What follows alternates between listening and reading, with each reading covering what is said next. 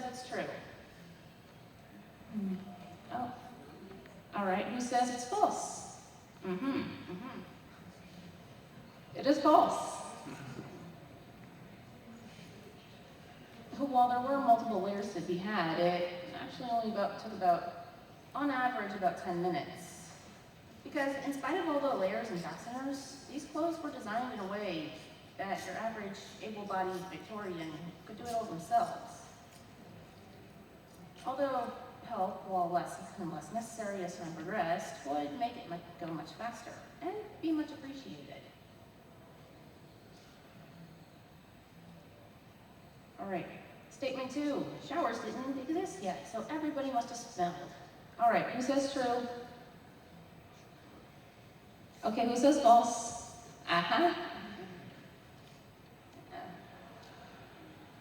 You're all very smart. It is false.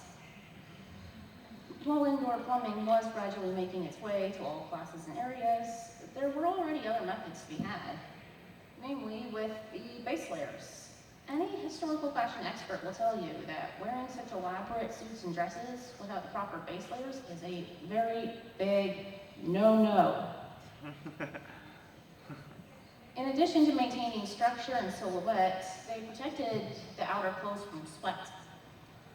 And they were washed, oiled, and or bleached on a regular basis.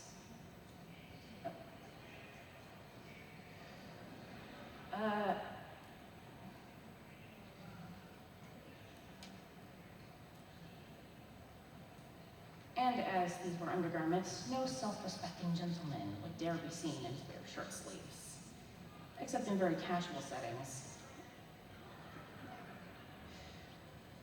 Usually just around his wife, that's it. Some shirts and bodices included underarm padding that would catch sweat, although they could also be bought separately and added to existing garments. Another method they had, really, laptop, really, laptop, don't be a play. Computers, am I right? Yeah. Seriously? Oh my gosh, hold on.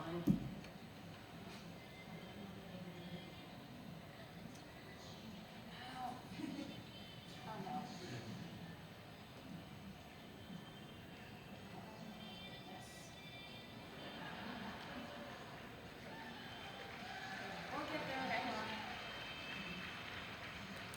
We'll get there, hang on. It's all good.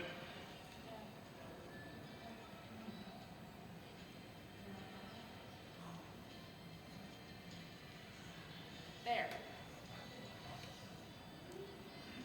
All right. Okay, back on? Okay, good. A staple in the morning routine of any typical Victorian is the stand-up wash. So here's how it works. What you'd be doing here, oh, whoops. Oh, now you work.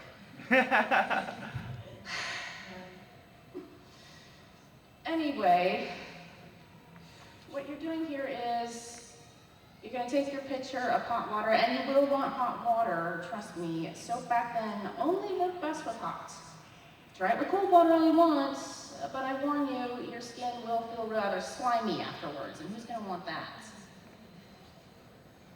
Anyway, from there, you would just wash one part of your body at a time, and then afterwards, the dirty water would be collected in a separate container and then disposed of. Now then, what if it was so cold, or you just didn't have enough time, or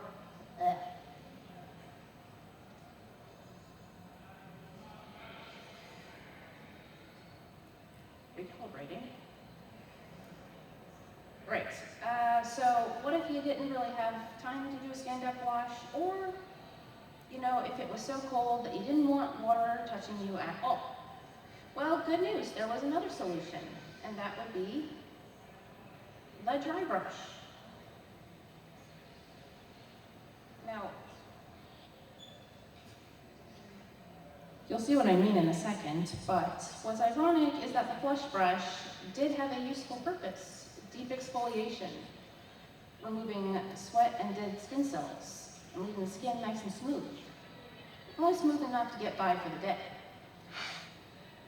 But like many other snake oil products in the day, of course, it was advertised to do everything under the sun but that. And I have proof. I have with me this example that you can pass around. Yeah. But I ask that you be very, very careful with it, as it is very, very old. It is an advertisement for an electric flush brush from 1882.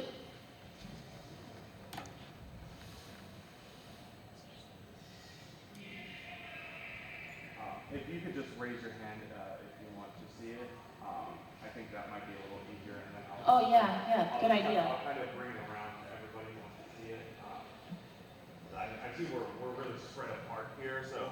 Oh yeah, that's a good point.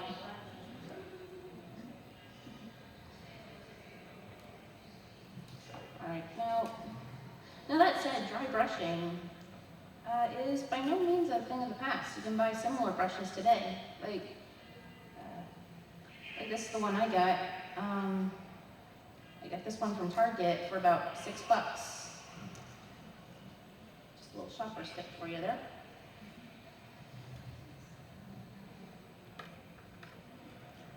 Okay, good. Now, underclasses were some of the last to receive proper and consistent access to soap and clean water. Even if there was hot water available, priorities were different for the underclass. Because as you can tell, a bar of soap cost about the same as a big cut of meat. If you were from the underclass and you had just enough money for only one of these two items, which would you have picked? The food probably. Yep, exactly. Oh, and by the way, showers did exist. The shower we know it as we know it today was invented during the 19th century. However, it was conceived for therapeutic purposes rather than for cleanliness. That's why you would only ever see them in bathhouses. That, and they were very expensive. You would have to be crazy rich to be able to afford to have one installed in your house. The frames were made of copper, a material that even today is highly sought after. This is one of the reasons that very few physical examples still remain. Whenever one of these bathhouses, or more rarely a homeowner, relocated, they would have the frame taken apart and bring the copper with them. Not to mention how many probably survived, but were likely destroyed during a little thing that happened in the following century, a little thing called World War II. Anyway, on to statement number 3. Corsets were, by default, worn so tight to the point of causing irreversible damage to the body. Okay, how many people say true? Oh. I think it depends on if it's fit for you, that's what I found. Oh, yeah, that's a good point. All right, how many say false? Uh-huh. Very good at this, false, mostly. Yeah. The keywords being by default. While tight lacing did exist, it was not a popular trend. In reality, corsets have two primary purposes. One, that's providing support underneath, and two, providing structure for bodices and dresses. Yeah, as far as function goes, they're no different than, the modern day bras and binders that we have now. This is why they were also worn by men and even children, although they were obviously designed differently.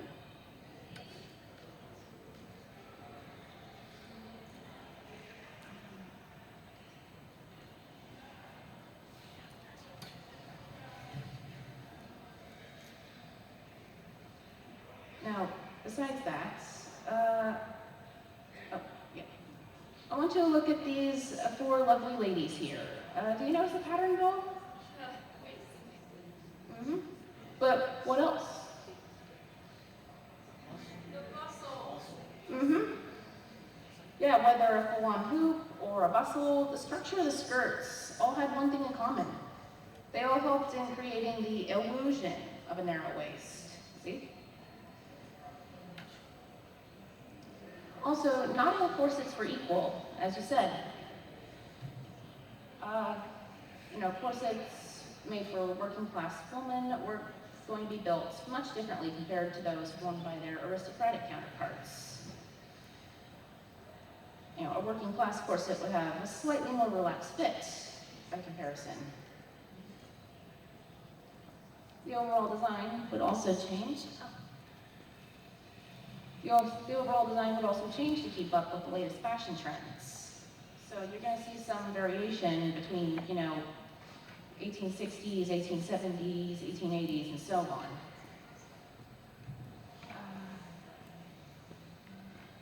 A corset from the 1840s naturally would be drastically different, well, a lot different compared to one from the 1890s. And as you might notice, maternity corsets were especially flexible, particularly the front panels, in order to accommodate a growing fetus. And they also had lacing at the chest for easier nursing after childbirth. And ultimately at the end of the day, when the corset comes off, everything just kind of returns to where it's supposed to be. Human body's funny like that. All right, statement number 4. It must have been so hot under all those layers. Okay, who says true? Okay, who says false? It is false, pretty much. Since this was before the days of polyester and other synthetic fabrics, clothes were made with either cotton, linen, wool, leather, or silk. Naturally, the materials worn depended on the season. So, for example, you'd see more cotton and linens in summertime, whereas you'd see a lot more wools and silks in the winter. The number of layers would also change with the season. So again, for example, you would see fewer and thinner layers in summer, and more and thicker layers in winter. Spring and autumn could go either way, depending on circumstances. So that said, it might get warm, but not to the point of it being unbearable. And yes, I realize up to this point I have been mostly presenting women's clothes, but that's for a good reason. Men's clothes only had maybe 3 major changes at most over the course of the entire century. And kids' clothes were just whatever adults wore, but with shorter hemlines and a more relaxed fit. All right, on to statement number 5. The cities must have been so dirty with all those horse-drawn carriages and smog and who knows what else. Who says true? Uh-huh. Who says false? Uh-huh. All right. All right, you're getting this one. True. Horse manure crisis. Yeah. What's the thing? Yeah, I'll try not to gross everybody out too much with this one. Yeah, however, interventions for proper sanitation were made during the latter half of the century, following the Great Stink of 1858. Why was it called that, you may be wondering? Well, think of the worst smell you've had the misfortune to encounter and amplify that by about 10,000. The River Thames was so heavily contaminated by human waste, well, you can do the math.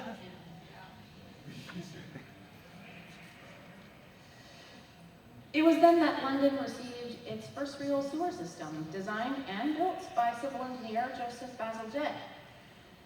It's thanks to him that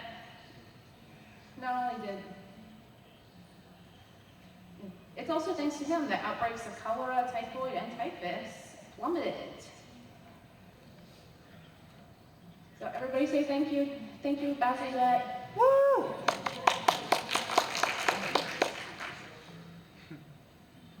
This, yeah, like I said, this cut down on outbreaks. As for the streets, real interventions would not come until the next century, when the automobile came to be. Well, it already existed, but became more accessible, rather, and therefore gradually making horse-drawn carriages obsolete. Other consequences have since risen from the over-reliance on the automobile, but that's a talk for another time. But until then, young boys who would usually be small and nimble enough to weave in and out of traffic were hired to clean the mud off the streets as needed. All right, so with all that out of the way, it begs the question, why exactly is there so much anime set in this era? Well, there's a lot. It's cool. Yeah, a lot was happening during this time period, which already makes it abundant in source material. And not just for anime or animation in general either. You know, you got the live action TV and film, video games, even comic books. You know, whatever the medium, it's been covered. There's also just a general interest in other cultures, I feel. You know, the same could be said for other things too, of course. I mean, think about how much you learned about Japanese culture just through watching anime alone. Now, that said, it wasn't always that way. Try to remember that until about halfway through the 19th century, the year 1853 to be exact, Japan was completely closed off from the world, aside from, with no contact with anyone aside from the Netherlands for some reason. Nobody was otherwise allowed in or out. Trying to get in as a foreigner, you were executed on the spot. Try to leave the country for any reason at all, you were executed on the spot. Which makes what came next that much more bizarre. So, what happened? Like I said. So, in July of 1853, U.S. Navy officer Matthew C. Perry decided he wanted to reestablish trade between Japan and America, and did so by bringing 4 ships into Tokyo Bay.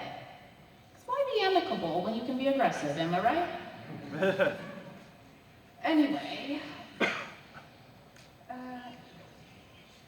in response to the Perry expedition, as it would be known, the Tokugawa shogunate ordered the construction of several sailing warships. Fortifications were built in Tokyo Bay. Weapons, cannons in particular, were built en masse, and they were ready to fight. To say, goes up saying, they were ready to fight.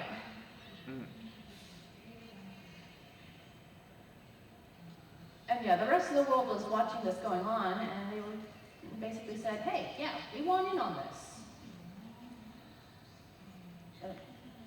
Wow.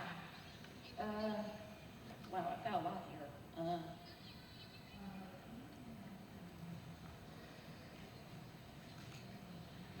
Anyway, eventually the Treaty of Peace and Amity, aka the Kanagawa Treaty, was signed in 1854 and then ratified the following February. It had 12 articles, including opening the ports of Shimoda and Hakodate, assistance to be provided to shipwrecked Americans, shipwrecked sailors, not to be imprisoned or mistreated, much less executed, forbidding the United States from using any other ports aside from Shimoda and Hakodate, and the opening of an American consulate in Shimoda.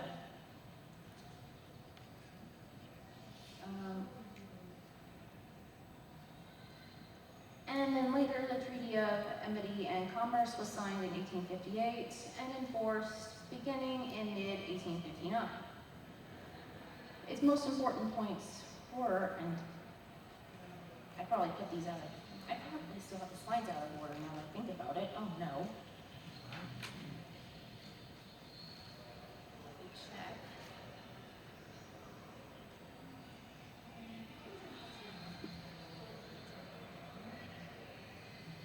Oh, shoot. I want to do.